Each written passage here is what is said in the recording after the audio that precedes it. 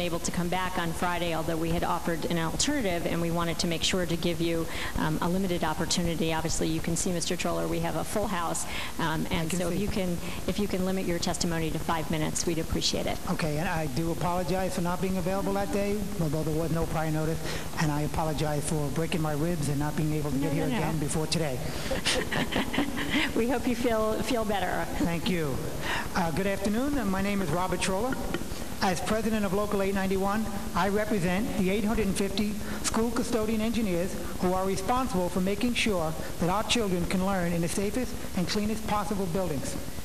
Today, I'm here to testify before the Council Committee on Education in order to correct the falsehoods and myths about the work rules stipulated in our contract with the Department of Education. I was dismayed and confused by the chairperson's sweeping statements about our abilities to maintain schools. Our custodian engineers go above and beyond the call of duty, despite dwindling budgets, to ensure our buildings are in tip-top shape and run smoothly. I believe anyone who visits the schools will know that to be a fact. I would be delighted to take Chairperson Moskowitz on a tour of any number of school buildings we manage and demonstrate just how hard we work and how much pride we take in our school buildings. So, Councilwoman Moskowitz, please consider this a formal invitation. We are proud to have the support of the students, parents, teachers, and many principals who make up our school community. I'm even more disappointed by the chairperson's recently released Council Notes Custodian's Contract, which grossly misrepresents the terms of our agreement with the DOE. I'm sorry that I couldn't make it here, like I said, because once I heard some of the information that was being released, I did intend to get right back here. I look forward to addressing each and every issue that was raised during the hearings in my follow-up written testimony, because to stand here today and to correct that pamphlet would take me about 2 hours, because just about every statement in it is incorrect. In their attacks, Chairperson Moskowitz and the Department of Education grossly misrepresents the fact and fails to explain the intent and rationale behind these regulations.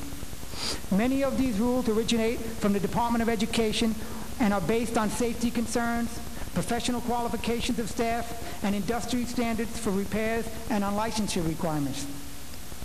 These rules are based on many of these rules are also based on our very limited budgets and our very limited responsibilities, which are delegated to us and our staff. The DOE, not the custodians, is responsible for all major repairs, all major painting, and all capital improvements.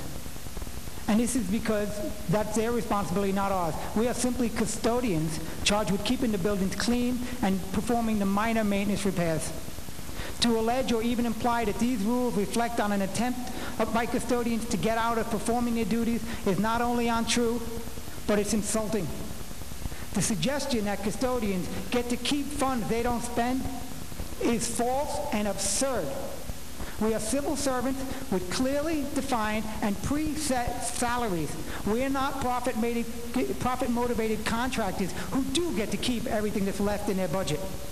The fact that we are public employees employed by the Department of Education guarantees that every unspent dollar is returned to the classroom, a stark contrast to the profit-driven contractors operating in some of the schools around the city.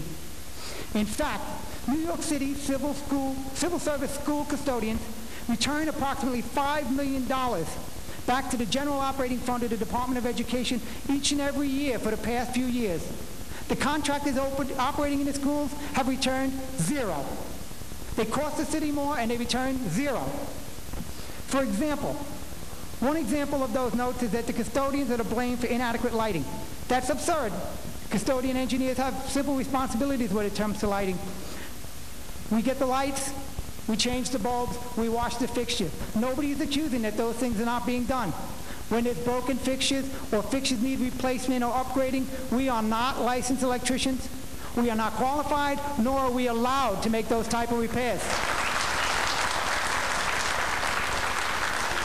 Many of the work rules cited from Appendix F were not identified as what Appendix F is. Appendix F is merely the minimum requirements. Everybody requires some set of minimum requirements. Unlike private contractors, we deliver far and above the minimum requirements.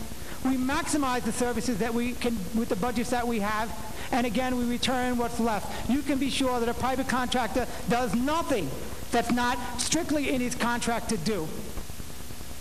In addition, a custodian engineer, besides those minimum requirements, each and every custodian engineer, according to our contract, works under a building plan devised by the principal of that building, devised by the principal to meet the individual needs of that building.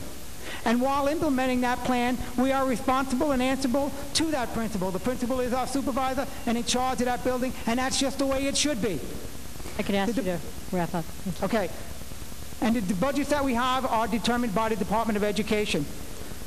Unfortunately, last week's hearing failed to ask one critical question of the Chancellor, who amazingly has managed to slip through this. Why is he being allowed to release a $60 million contract to 2 private companies to run custodial services throughout 133 schools in the city with no competitive bidding process whatsoever? He simply issued a $60 million contract to 2 companies without accepting or requesting bids from any other person.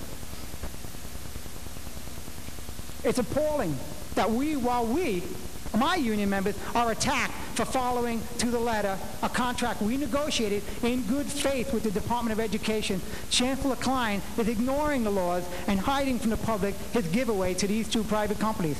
Let's find out why Chancellor Klein chose to hide the $60 million contract. Let's demand to know why he's above the legal procedures for awarding service contracts, particularly when his actions are costing the taxpayers significantly more money. New York City School Custodians Union is always willing to sit down and negotiate any terms that the Department of Education is truthfully willing to sit down and negotiate. We are ready, willing, and able to do that. I hope that the department is able to do the same. Thank you very much. Thank you.